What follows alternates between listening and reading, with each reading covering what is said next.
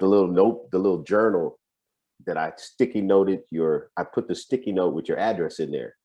So that's what I would take back and forth to the post office. So I'd never throw journals away. So I'm like, who's this guy? It's like, oh, it must have been a liaison at Digby. That, because I was working with the fitness people there. I was like, it's gotta be, it's in England. So yeah, when you shared about the socks, I was like, in the sandbox, I was like, okay, all right, I'm straight now. But I just figured you were one of the PTIs from Digby. No. So yeah, Al Udeed, because I think, did you do my triathlon that I set up that day when I was the PTI out for the British Forces at Al Udeed? I may have missed triathlon. I was probably sitting there talking to you because I was sad that I missed it. Because I didn't have a bike. I didn't have a bike out there.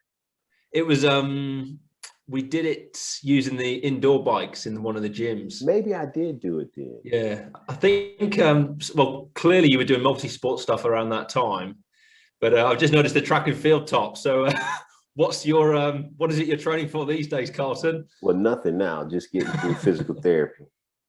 Just getting through physical therapy. I'll start slow. I'll give myself a couple of months just to get out of physical therapy and then start training. So I'll do a lot of the rehab stuff myself because I'm not certain they know what they're doing. Yeah, I'm hearing you, yeah. But it's got to be documented for the VA. So right now I just go and let them do what they do. And then once they're done documenting the stuff, I know what to do. I know who to see. But the government's like, come see our people. Got to jump the hoops, haven't you? It's annoying, frustrating. Hey, as long as they're not sticking me with needles unnecessarily and injecting me with stuff. No, it's some WD-40 and some Pledge. Pledge fixes all things. I love it because you're clearly on the same page as me, Karlton, with so many aspects of human health and performance. And it's frustrating because I think you probably see the same problems in your side of the pond to what I see over here as well with medical practice, but also how the fitness industry doesn't help a lot of matters for even you and I. I'll give you an example. So you're clearly, in therapy for something at the moment, which you can tell me more about in a bit. But I've got spondylolisthesis on my lower lumbar spine. Yeah. And it took me years to even get an MRI scan because loads of specialists kept pushing me away. And eventually I got to see a specialist after I'd left the service, and they identified exactly what it was, but they said to me, crack on and sort it out yourself. You know what you're doing. See you later kind of thing. And I was like, well, at least I know what it is now, but yeah, thanks for your help. See ya. And I had exactly the same thing with a shoulder reconstruction about 12 years ago. And yeah, it just seems like if you know how to help yourself and you already look after yourself, like people like you and me do, then a lot of the time they tend to just leave you to your own devices in the UK. I don't know if it's the same in the US, but it's frustrating because if you want to use their help, then all they're going to offer you is, some kind of corticosteroid or pill or, something else that is not going to actually treat the cause and give you long-term success. It's just going to, compound matters. I think Brian Tracy, one of the motivational speakers, said that we operate, I'm quite certain it was Brian Tracy. Yeah. Out of ignorance. We're wrong 70% of the time. Think about it. The average person is wrong 70% of the time, and included in that populace are medical doctors, orthopedic surgeons, chiropractors, physical therapists, and they don't want to deal with someone that has an ideal of what's wrong with them because they can't BS them. And then if they're operating out of ignorance, they're trying to figure out, okay, well, what should I do? They don't want to seem like they don't know in front of the patient. So they'd much rather leave you alone. I wasn't going to the hospital for like 3 years. And so the VA said, well, there's nothing wrong with you. So imagine I'm a para athlete in a wheelchair. I go to the World Games or the Paralympics. I win a gold medal. And they say, well, there's nothing wrong with you. You just won a gold medal. But that doesn't mean my legs all of a sudden just reverse atrophy and I've got full functionality of my legs, because I decided, with that gold medal, I met some people who practice with Paralympic or para athletes. So I'm getting more specialized care instead of, like you said, here's some Motrin, here's, let me give you this cortisone cream, or let me give you this shot. I was like, what are you giving me an injection for? I don't have the problems because I have a shortage of injections. Well, we don't know what else to do. Then you're not going to experiment on me. Yeah. I have an idea of what to do. Yeah. To people to see who are like you in the soft tissue area. You know, they're massage therapists. They've worked with people with spinal pathologies. So you and I have the similar issues. They're saying mine's degenerative disc disorder or degenerative disc disease or whatever. And I'm like, okay, no. And it was pulling teeth to get them to do an MRI. Then the doctor said, well, the narrowing of your spine, or of the, what do you call them, foramen, she said it's minimal. So I don't think that that's affecting your lower limbs. Now, they said I have radiculopathy in my right leg, but not the left. Right. And she's like, well, the narrowing is so minor. I go take an EMG. It's like, yeah, the same thing you have the same problem on the left that you do on the right. But my doctor's saying, well, there isn't that much narrowing in the disc itself. Are you an orthopedic surgeon? Are you a osteopath? No, you're a general practitioner, and you look like you may just be getting out of school. But you got that title doctor, and it's the VA, it's the government. So hey, we're a great place to practice. Literally. So it's, yeah, you're saying exactly what we've got on the same page across in the UK. It's such a sad state of affairs, isn't it? Especially when you look at the broader spectrum of the human population. You know, the obesity pandemic. I mean, obviously, you guys over in the States used to be ahead of the game with regards to, you know, type 2 diabetes and all the other knock-on chronic disease. But here in the UK now, I think as far as our children go, I think they're probably world leading with regards to obesity rates, but also type 2 diabetes in our young. And it's crazy. You know, we're huge victims of our successes now. And clearly there's parts of the US that you know, have more prosperity than others, but across the whole of the UK, it's very easy for people to be looked after if they can't help themselves. And, you know, if we throw in money at people and they're not educated on how to eat and how to look after themselves, and yeah, we're seeing everything spiraling out of control. And it's frustrating when I see people like me, yourself, who are trying to help these people, but also trying to get advice to help ourselves with regards to, you know, fundamental things that allow us to keep doing what we're doing for the greater good. But we can't even get it ourselves. So, you know, and we're people that do understand the human body. So I can't even imagine what some of these other individuals who have no education in human health and well-being, what they're getting told behind closed doors, because they don't have anything to compare it with. They've got no perspective on health, have they? Well, my wife mentioned that scenario. She didn't understand what she was saying when I was in England, because they had this short, fat guy. I thought he was just coming to PT, but they told me, no, he's running it. It's like, but he was a senior enlisted. So he, you know, you see our guys walking around in the khaki outfits. Well, he's a chief. Yeah. And I thought he was just going to kind of motivate because he'd been in the Marine Corps or whatever. And I said, these people clearly don't have someone leading them that knows what's going on. So they wanted me to come to PT. I said, there's no way in the world I'm coming to do PT under anybody's tutelage when I have pre-existing conditions. I'm a sponsored triathlete. I'm trying to get on the all Navy. You know, I'm trying to do something with myself, max out the PT test, whatever. So eventually I ended up taking over the program because the IG came in, which is our highest inspector general for the military, for the government. Yeah. Saw some crazy business going on and said, look, why isn't this guy in charge? He's got a specific certification. Long and short of it, I took over, and they still wanted to have their hand as a pot. I said, no. You can't train a person 5 days a week and then give them to me on the weekends. That's overtraining. We can't have them doing two different things. Just leave them alone. Created a 90% success rate for all those people who were. So if 10 people were on, 9 of them met or exceeded the military's minimum requirements. But before I came, They were following the instruction of a person that had no information. Whatever you did in the Marine Corps, it ain't working for you because you're fat. Well, I had a back problem. Well, I have back, neck, shoulder. I got all kind of stuff going on.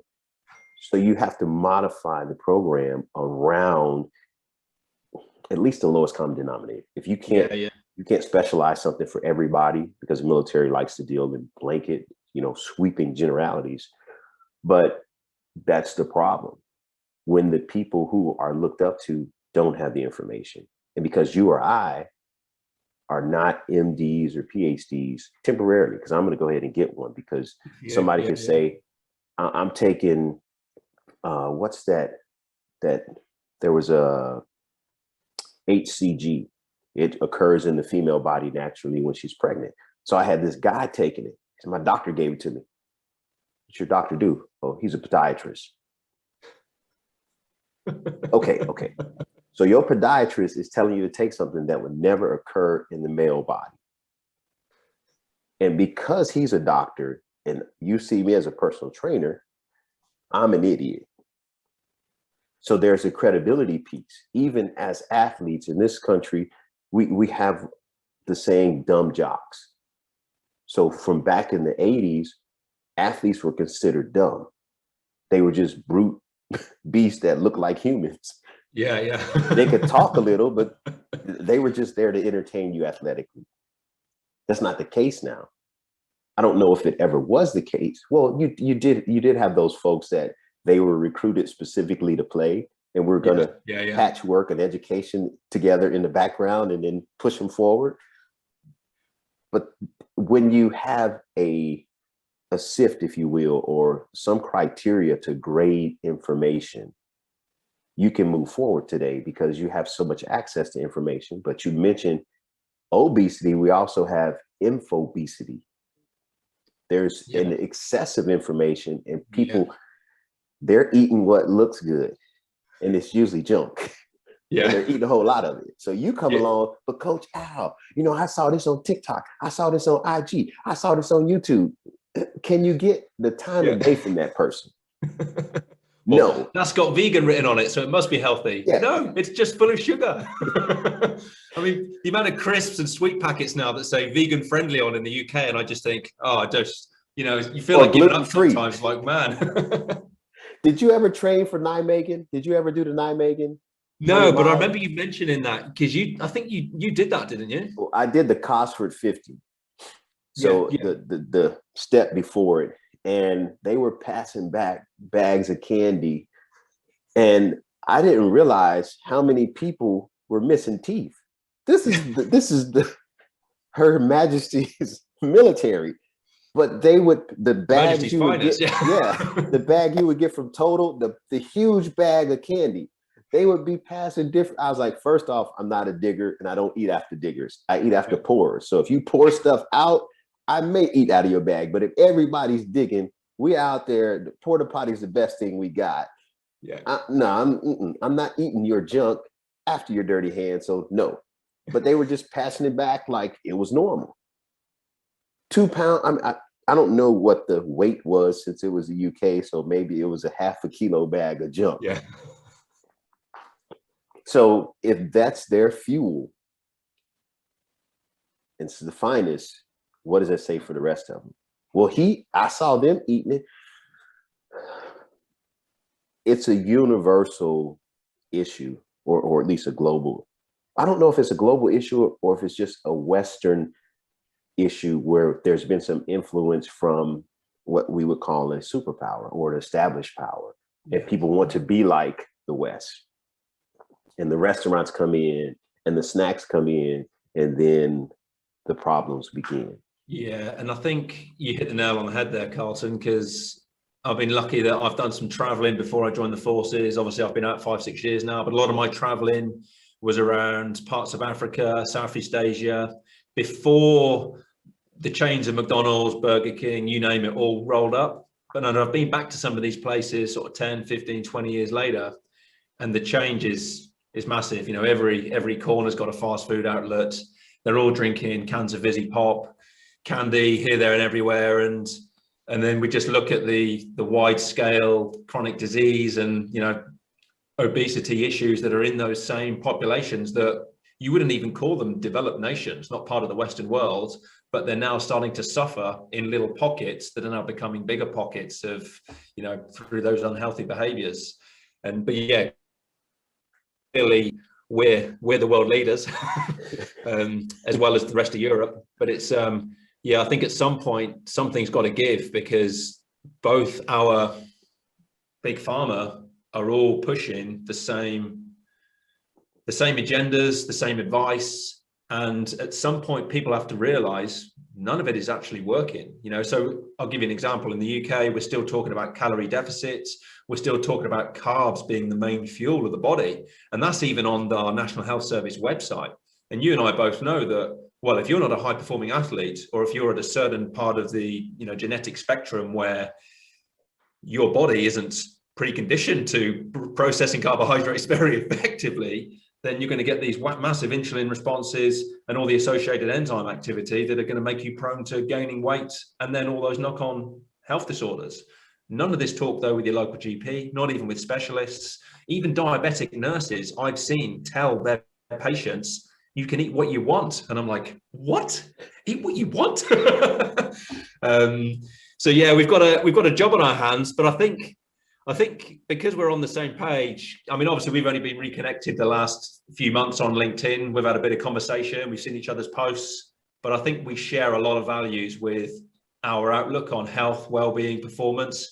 And I think we should definitely try and make some kind of video, and maybe just talking around the subjects like we are now, and then maybe just put it out there, because it's, clearly we're both working in the same domain.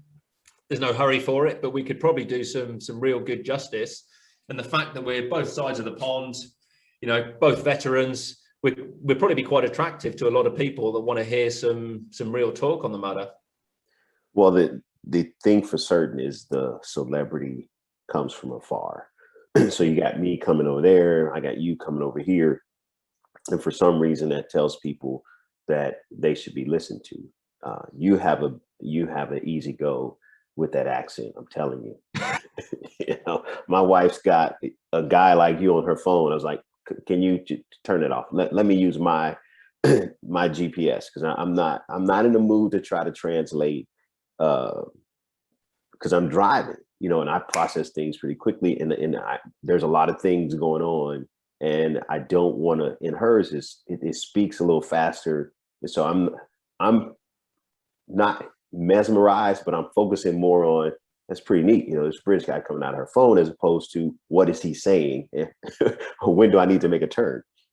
But it just goes to show you that there's this romance, if you will, with that British accent. I work with a woman who used to be, she did HR for Amazon UK.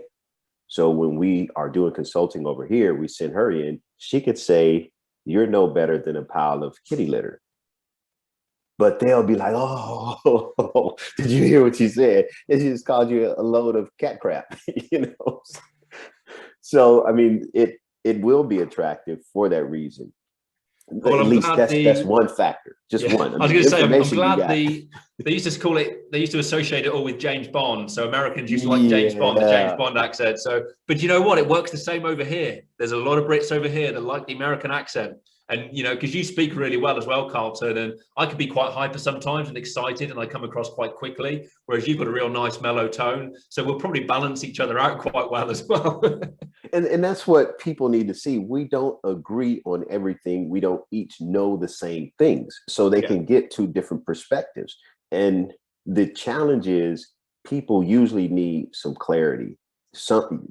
Any topic needs to have an elaboration around it. But they catch something. We're so, what do you call it? Snippet driven. They'll catch a snippet of this, they'll get a sound bite or a quote from here. Well, what was the pretext? What was the context? What was the post text? Who said it? What's the bigger picture? Yeah. Exactly. So my curiosity, what got you into triathlons?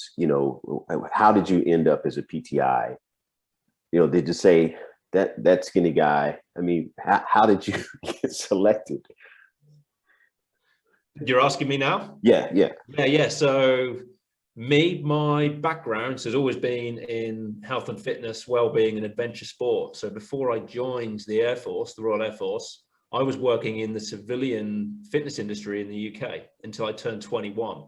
I had a couple of clients in my gym that were, believe it or not, PTIs in the Air Force. Not clients that I was training, but just clients that were using the gym that I was managing. Okay. And it was really through them telling me the opportunities within the British Armed Forces, and I went, hang on a minute, I need some of that. so I enlisted, and the Air Force in the UK is the only one of our services that you can go straight in as a physical trainer, providing you pass the vetting. So you have, similar to what you probably have, you have a careers office, you go do interviews, medicals, all those kind of preliminary checks, and then you go for a 3-day vetting where you put through your paces and your interviews, you do a lot of public speaking, etc. And if they think, yeah, you're worthy, then you get offered to go to basic training, you pass that, and then you go on the 10-month physical training instructor course for, the physical education branch in the Air Force.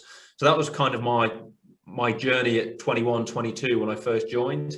I was already competing as a cross-country runner and as a triathlete, because my father was an elite marathon runner. And as much as I wish he had encouraged me to run, he didn't. He was one of those selfish individuals, smoked 40 fags a day, lived off, chips, beer, typical, because he's ex-forces. So he had that typical, as we would call, a squatty diet.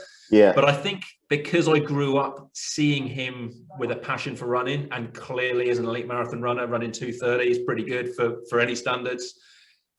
There was obviously some wheels in motion that was set inside me. And then my PE teacher, when I was at school, pushed me down the cross-country route. I was always good at sport, always enjoyed team sports, just like yourself.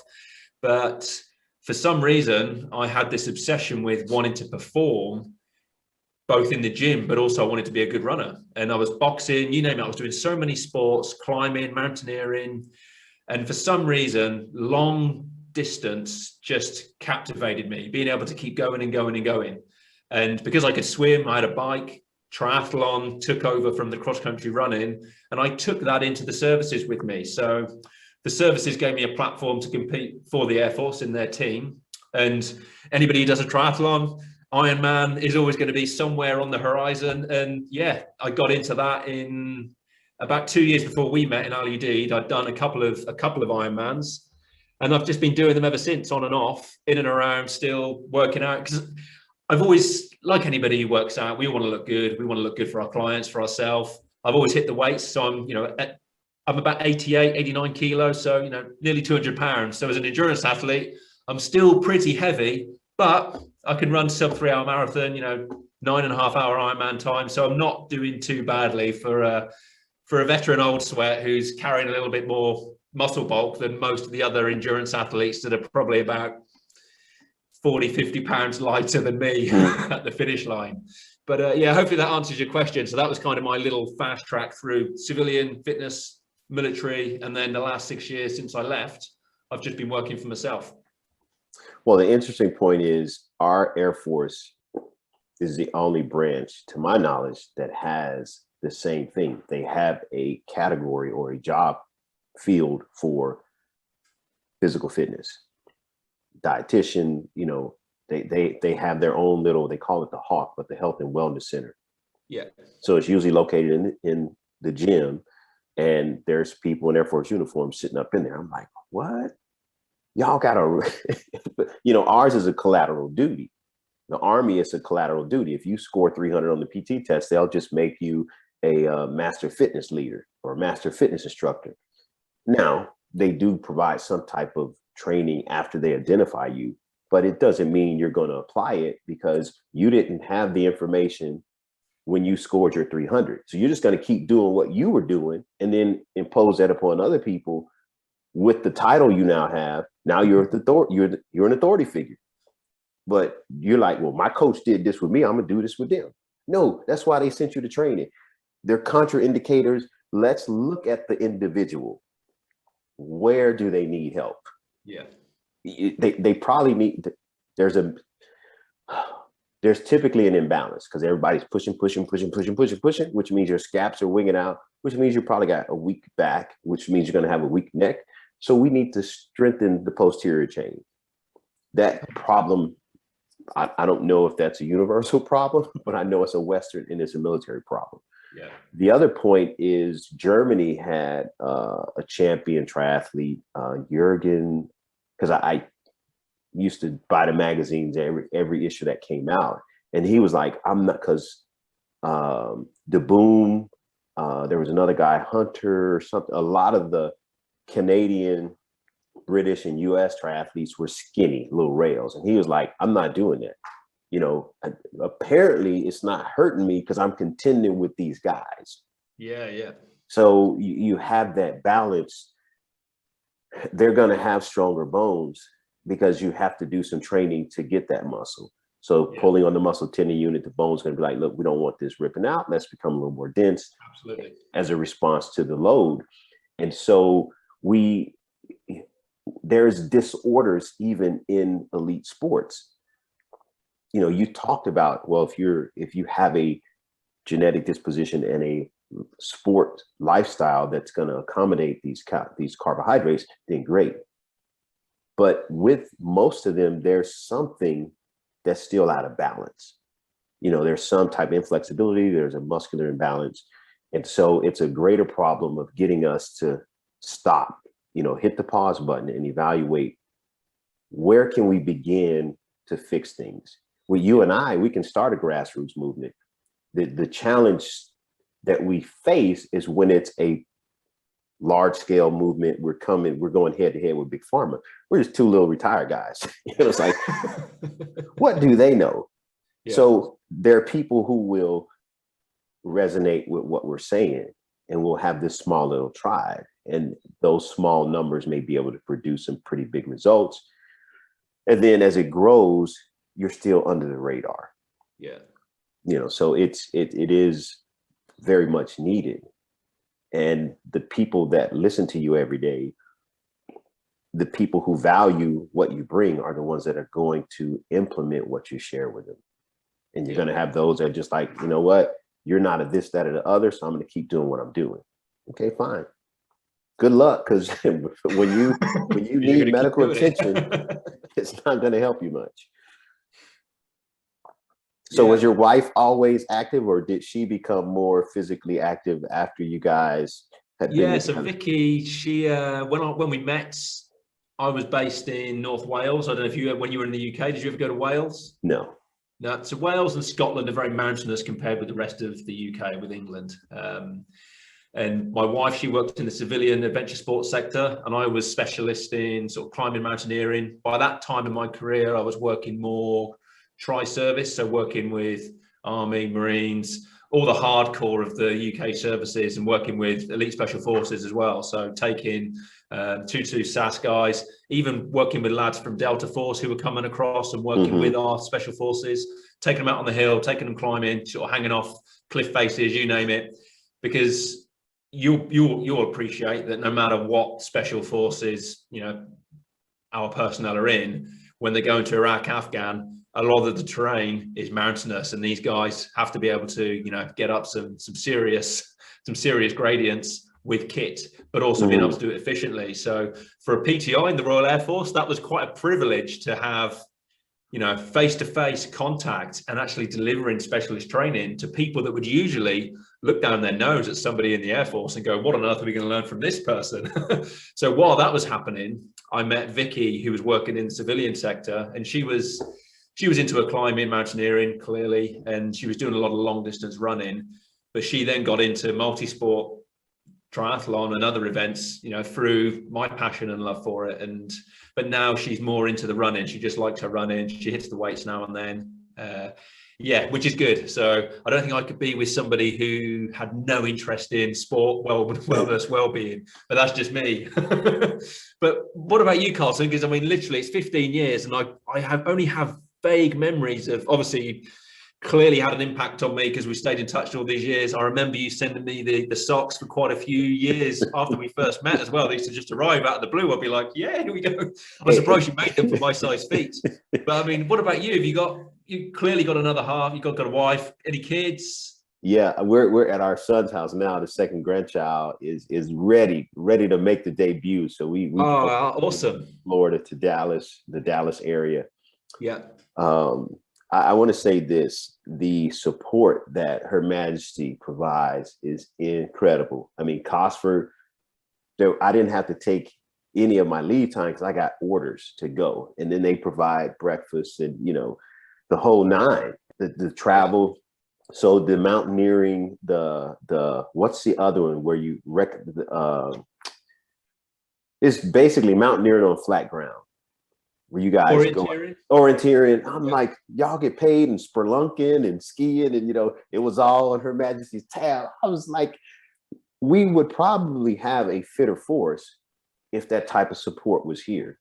Yeah. Because typically, if you're not on the all military team, you don't get that type of attention. You don't get the type of support. For me, my personal story is, people say they so broke they can't pay attention, monetarily. Well, that was me athletically. I had zero athleticism, born with some deformities, had to wear braces, parents divorced. My mom couldn't afford to keep buying the braces to fix my feet. And once I outgrew them, I was still sickly, weak, slow, scrawny. So neighborhood team captains that knew me wouldn't pick me. So say we had a guy from a couple blocks over. He's looking at me. I'm tall, lanky little kid. So I'd be the last one picked. And so the captain that knew me said, well, we'll play one short, because he wasn't going to pick. So it was going to be 4-on-5 basketball. Or they said, if you want them, you can have them. So they were willing to play 6 against 4 because I had that little athleticism. You did cross country. I quit after the first practice. That was it. I went to practice one day. At the end of that practice, I was done. Tried to play football, got my helmet knocked off. I mean, the classic underdog story times 10. And you mentioned the stuff you did with the mountaineering, the boxing. But once I had to figure out how to be more attractive athletically, more marketable. So there was a lot of trial and error on my part, reading stuff, trying stuff out. But once I got some traction, it was like ADD, kid in a candy shop. I'm going to do bodybuilding. I'm going to do powerlifting. I'm going to do wrestling. I'm running marathons and half marathons and triathlons and, swimming. I did diving when I was in England. I won 3rd in the springboard diving. I'm not even a diver. The guy's like, look, I'm going to show you guys how to do this. It was at the intra-station championships. So I was loving being in England because I could get my fix doing all these events and I didn't have to request any time off. And since we were in England, our armed forces needed for us to do all we could do to kind of build rapport and save face and not do stupid stuff. Yeah. We had a guy in Bahrain, he's climbing over barbed fences, getting his pants caught, falling to the ground, breaking his tailbone. There was some drunken battery and, we had folks driving into parked cars. They're drunk. This senior enlisted folks driving into parked cars and so drunk they can't leave. But the person that was with them left them. So the Bahraini police show up. We got an incident, so it was great because they were like, if Meadows is doing it, I don't got to get out there and participate in any of this stuff. So my wife and I have been married. This June will be 32 years. I'll turn 51 next month. And that's when I typically do something for my birthday, but this year I'm not gonna. I was gonna do like the Navy SEAL entry PT test. Go swim, run, do pull-ups and all that stuff. But I'm like, let me just get through physical therapy, get my people on me, start at the bottom, get a little 8-week training cycle, build a foundation first and go from there. Because you were lined up for doing something over in Tokyo 2020, weren't you? Weren't you going for I was going to 800. Yeah. And when the news crew, I think they came or right after they left. it was right around the time of the interview. My coach, we were on the track, and I decided, okay, I'm going to push through this next interval. And I felt something on the last one. So no big deal. Yeah. So I hit the bottom of the track, that last turn coming to the home stretch. And what I felt actually popped. So I'm like, that's it. So I go to our, one of the instructors, one of the professors that handles like the anatomy, physiology. Because when my mom came to my graduation, my mom had some reaction to the food, and the lady came to help her. And so I figured, okay, at least she will remember me, because my classmate from the master's in exercise and nutrition science was over the athletic training department. And when I was on the track team, after the track season ended, ours ended prematurely because it sucked. I wanted to use the whirlpool. He said, it's only for athletes, but I'll let you use it this one time. I was just on the track team. When was the last time y'all had a 45-year-old retired veteran with service-connected disabilities participate in any of y'all programs? Y'all have an opportunity to make history, document it, and you don't want to help. So I went to her, and she said, look, if it's sprained, you're going to have to take time off. If it's a partial tear, the best thing you could do is apply force, generate force, and tear it all the way so it can mend, because either way, you're going to have to stop. So she said, yeah, it's probably your soleus and your Achilles. And at that point, I was like, I'm done. Let me stop trying to recover and push. Yeah. You recover, rehab, then you start from scratch. You just can't jump in. I know these things. Yeah, absolutely. Yeah. But with these deadlines approaching, it's like, well, you're going to have to run a qualifier soon. Like, I'll be back in, 24. I don't know where they're going to be. Yeah. If they have them, I'll be there. Yeah. And if they don't have them, all I need to do is run a recognized race, set a world record, hang my shoes up, get my suit out so I can go around and talk to people, or at least keep the metal dusted off. Because they won't believe you. There are people with PhDs telling me I can't do what I've already done. I'm not telling you what I'm planning to do 2 weeks from now, 2 months from now. I'm telling you what I've already done. No, you didn't do it. Because it wasn't in their peer-reviewed research. It wasn't in their laboratory. So it's, when you have that mentality, you have to bring something that is undisputable. Yeah, absolutely. They don't give these medals out. You can't buy them at a pawn shop. So apparently I went and won an Olympic gold medal. So let's sit down and talk. Yeah. Love it. Absolutely love it. It's a shame we have to go to those lengths, but if we know what's required, we can't, it should, and it could, it away. If that's how it is, let me bring to the table what you're asking for. So if I need a bunch of degrees, okay, I got them. Yeah. I need certifications, I got them. I need performance. I need a performance record. Okay, I got it. Okay, you got to have help someone else. Okay, I got that too. Now what? Yeah. Keep building the CV, keep building it, tick all the boxes, keep the people happy. And, along that journey, more people start listening, don't they? More people take notes.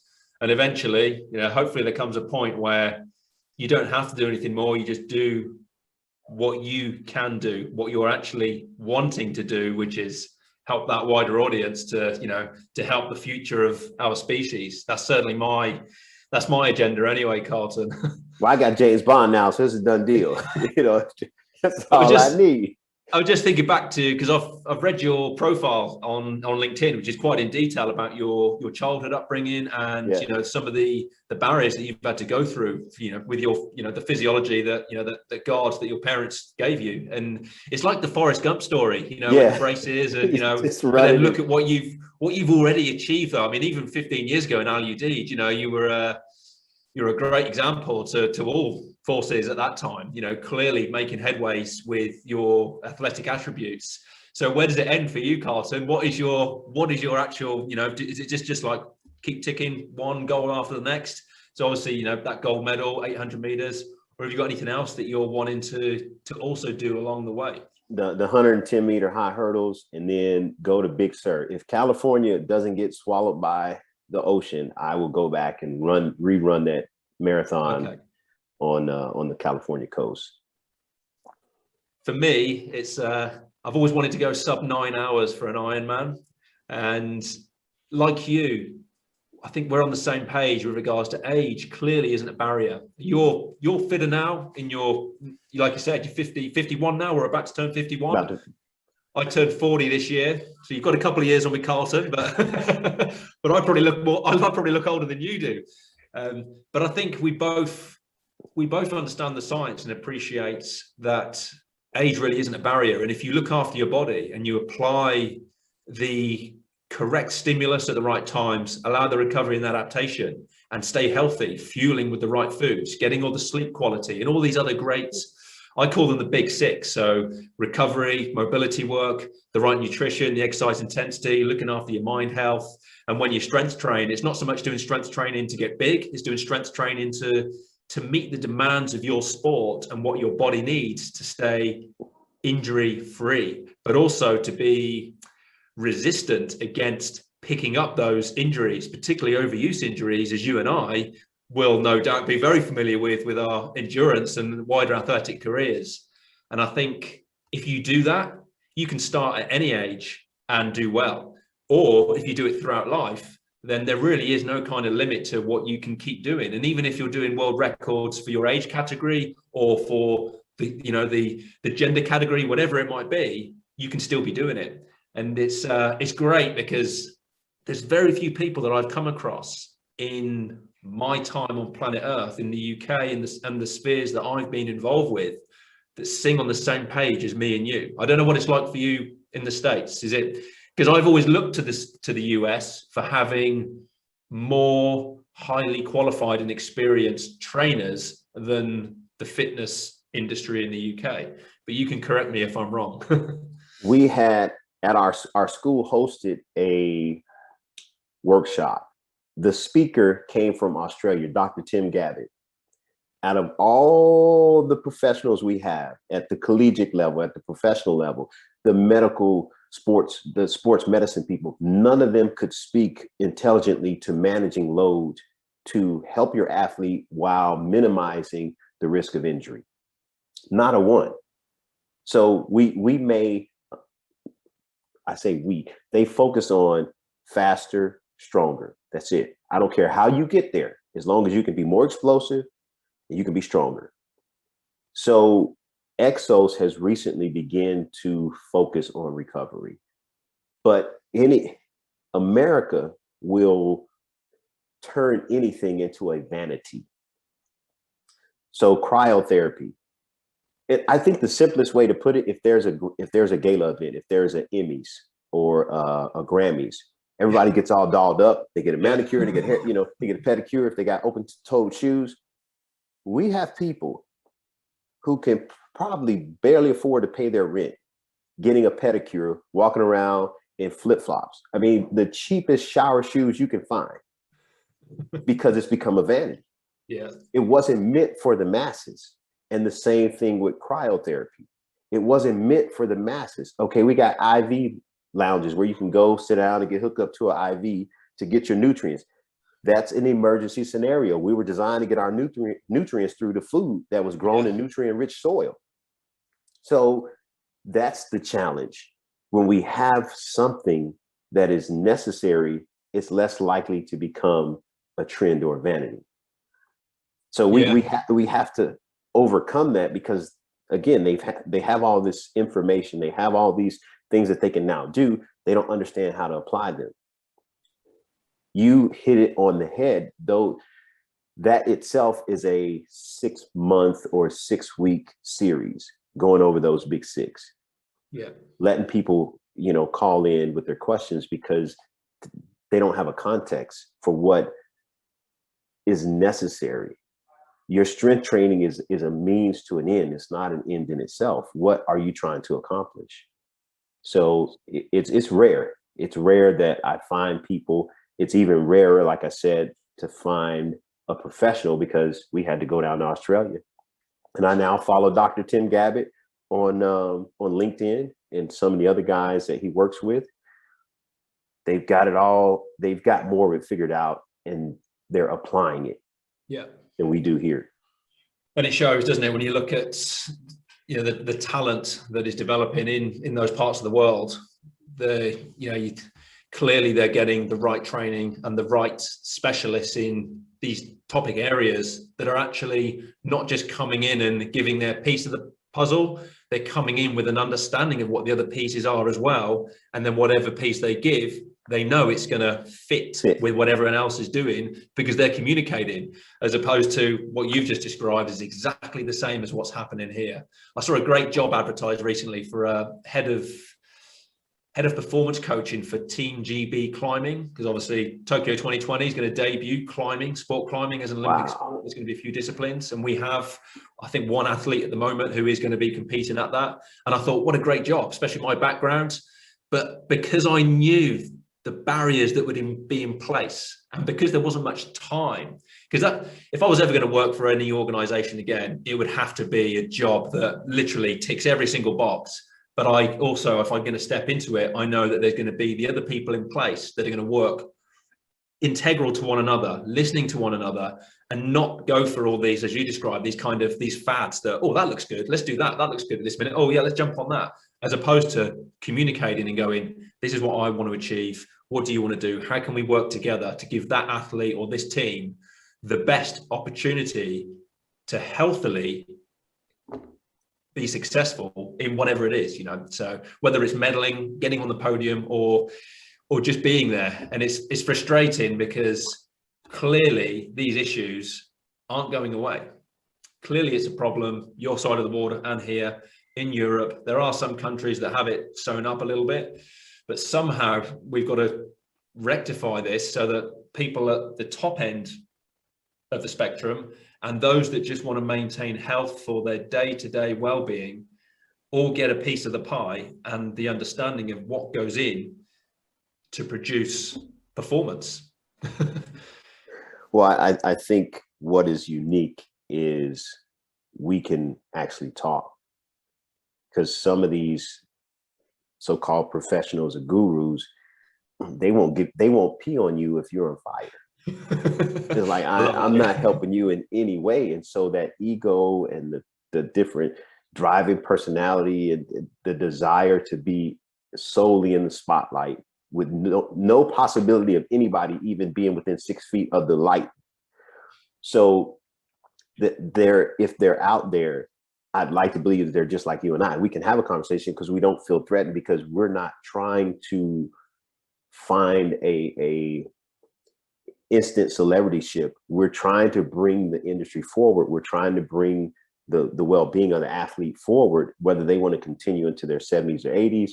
Like you said, where do you want to be on that continuum? We want to help you get there. And it's a bigger picture than this, our personal achievements. Yeah. So I don't know how long this thing's going to let us go, but we check the boxes for me. I got some history, we both kind of know where we met. But if that address is the same, I can send you some socks, because I have the extra larges, and I typically don't find people, and I don't want to wear them just because I have them, because I'm a large. So yeah. I have bins of socks because I've been wearing them since 1999. I have socks they don't even make anymore. So I'll take a picture and put it on social media every now and again. Yeah, make sure you do. Like, yeah. Where can I get those? Oh, you can't get these no more. They don't make them. Let me update you with my address, though. I'll send you a message with my up-to-date address before you send anything, because that address that you were sending 15 years ago is I don't even know if that house still exists, because it was on the seafront of a small little coastal village. And at the time I was living there, we were worried about, with the sea levels coming up, how many more years were left for that village. So that house might not even be there anymore. It's probably washed out into the Atlantic somewhere. But yeah, so we're going to have to arrange a few of these catch-ups, Karlton. It would be great to build on this discussion, because we could sit here and talk forever, I'm sure, about so many different facets of health, fitness, wellness, both our past, our histories, our time in service, what we both want to do in future, hopefully outside of COVID-19, we might even get the opportunity to be face to face again one day. It's been a few years since I was last in the States. But did you say you're Dallas at the moment? Yeah, we're just outside of Dallas. I move at a faster pace when it comes to risk. So, I will go somewhere regardless. Clearly, yeah. I don't have the comorbidities. I'm a little overweight, but for the most part, I don't have the pre-existing conditions that's going to make me more susceptible to it.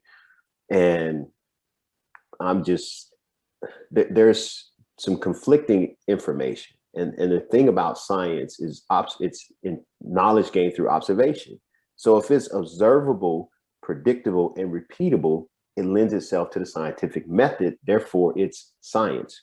Yeah. So water is H2O. If it's H23 or H5O, it's no longer water. If it's HO4, it's no longer water. It's that simple.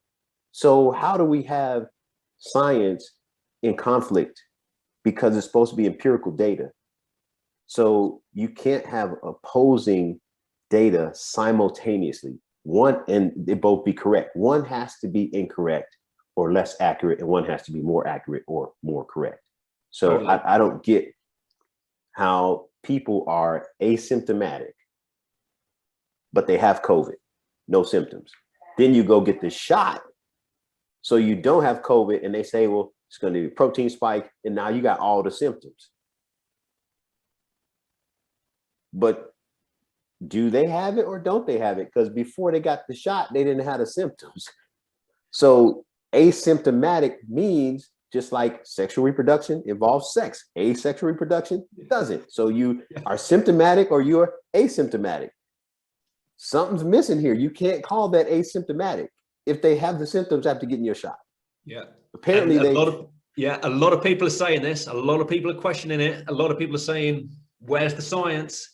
And they're all being silenced because we're not in the big club at the top, are we? We're not involved with those people calling the shots, dictating to the wider audience who only have what's on their TV screen to tell them, unless they have the impetus to go online and do the research. And you and I both know that to understand the human body, the science of the immune system function, and how the multifaceted stresses around us, the different stimuluses, all impact on that. You're not going to get that in a 2-minute snapshot. You're not going to get in a heartbeat. And certainly nobody's getting that with what I see on the box. Hence why I don't watch it. But it's refreshing to hear somebody from the other side of the water saying the same stuff that I've been saying. And if you look at my personal profiles, I put myself out there, wear my heart on my sleeve. I say it as I think, I think it's a load of rubbish. I really do. I look at it, I think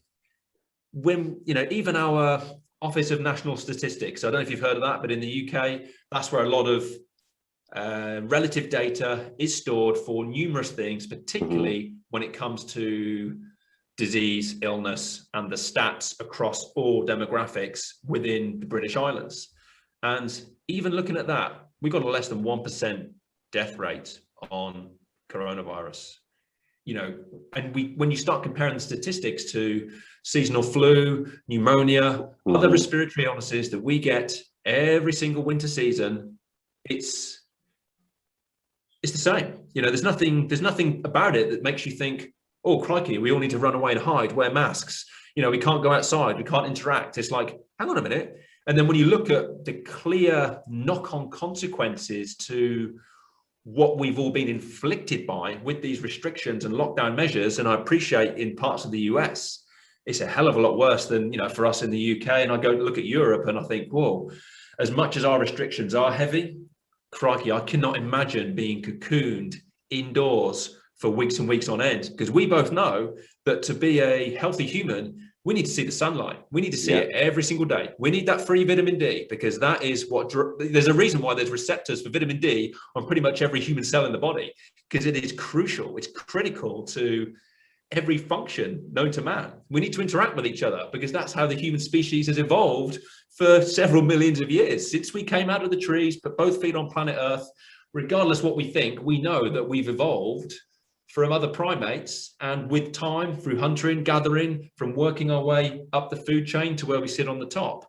we've done that by interacting, by telling each other where to go for food, where the animal was that we needed to kill, by natural selection of women being picky over men and going, I don't want you, I want you. And, you know, with time, we've arrived at, well, as what I say is we then arrived at the agricultural revolution, which for me and my understanding of anthropology, the science of nutrition, that's probably where things started to go wrong. We had the agricultural revolution. We started farming a lot of wheats, grains, you know, a lot more carbohydrates in the diet than what we were previously, you know, predisposed to, with just the odd fruits and vegetables that were a lot smaller when they came in season. And now we're suffering the consequences of maybe 10, 12,000 years of all this farming for carbohydrates. And then obviously the last 100 years, the junk food generation, particularly the last 20 years of all these sort of takeouts, etc. I appreciate I've fired a load of stuff out there, Karlton, quite quick. So a lot to kind of divulge, but what I'm ultimately saying is, you know, the human species needs to be out and about, doesn't it? It needs the right food, it needs interaction, and all these things that have been eliminated, as we're seeing now, have actually sparked more issues than the coronavirus pandemic itself. You know, mental health, cancer's going unrecognized, and the fact that we're just not interacting, we're not actually, our immune systems are probably becoming much weaker because of the poor food quality, but also because we're no longer exposing each other to the usual germs and bacteria that would have caused the common cold, flu, and all these other respiratory illnesses that kept our immune systems active and ready and alert for whatever the next exercise is going to be. Our immune system was the big one of all, moving more. Yeah, absolutely. And but nobody's saying it in the media. Nobody's talking about this. And I think, you know, if you're going to lock a population down, the one thing you want that population to do is keep eating healthy, keep moving, and as much as you can, whether it's screen time or talking over the garden fence or shouting across the road, interact with each other. Let's keep happy. Let's keep our mental well-being there. We've not had any of that in the UK. What's it like for you over there? Well, I think that's a good note to end on, because that's what we're doing. You know, we're interacting. And like I said, I don't know when this thing is going to cut off, because it's, you know, it's the free version. And I think it may have just done that. So it was great catching up. I'll shoot you a message on LinkedIn, and we will stay in touch.